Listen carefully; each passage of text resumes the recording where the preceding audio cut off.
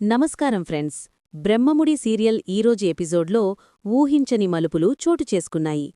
అటు రాజ్ కావ్యల మధ్య గొడవలు, ఇటు అప్పు కళ్యాణ్ల ఎమోషనల్ మాటలు, వీటన్నింటికీ మించి అనామిక వెయ్యబోయే బాంబేంటో ఈ వీడియోలో క్లియర్గా తెలుసుకుందాం. వీడియోని చివరి వరకు చూడండి.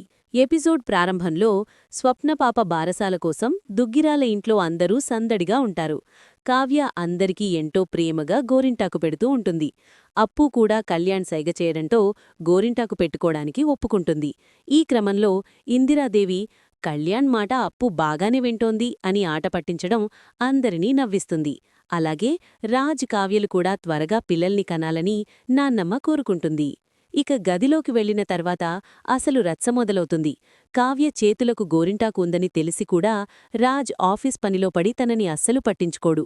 కనీసం వీపుమీద దురద పెడుతుంటే గోకమన్నా సరే ఏదో మొక్కుబడిగా చేస్తాడు.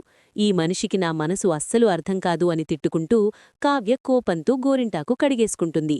వీరిద్దరి మధ్య ఈ చిన్నపాటి గొడవ కాస్త ఫన్నీగా, కాస్త ఇమోషనల్గా సాగింది. మరోవైపు అప్పు కళ్యాణ్లు తమ గతాన్ని గుర్తుచేసుకుంటారు. ఇక్కడే ఉండిపోదామని అప్పు అడిగితే ధాన్యలక్ష్మి మారే వరకు అది కుదరదని, ఇప్పుడిక్కడే ఉంటే గొడవలింకా ఎక్కువవుతాయని కళ్యాణ్ చాలా మెచ్యూర్డ్గా చెప్తాడు.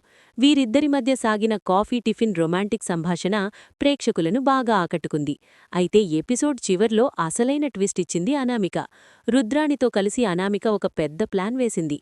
రేపు బారసాల వేడుకలో అందరి ముందు రాజ్ కావ్యలు 100 కోట్లు అప్పు చేశారనే బాంబు పేలుస్తానని ఛాలెంజ్ చేస్తుంది. ఇదే నిజమైతే దుగ్గిరాల ఇంట్లో ఆస్తి తగాదాలు మళ్లీ మొదలవడం ఖాయం. మరి అనామిక చెప్పిన ఆ 100 కోట్లు అప్పు నిజమేనా? రాజ్ ఈ సమస్య నుండి ఎలా బయటపడతాడు? తెలియాలంటే రేపటి ఎపిసోడ్ వరకు ఆగాల్సిందే. ఈ వీడియో మీకు నచ్చితే వెంటనే లైక్ చేయండి. మరిన్ని బ్రహ్మముడి అప్డేట్స్ కోసం మన ఛానల్ని సబ్స్క్రైబ్ చేసుకోండి. Thank you.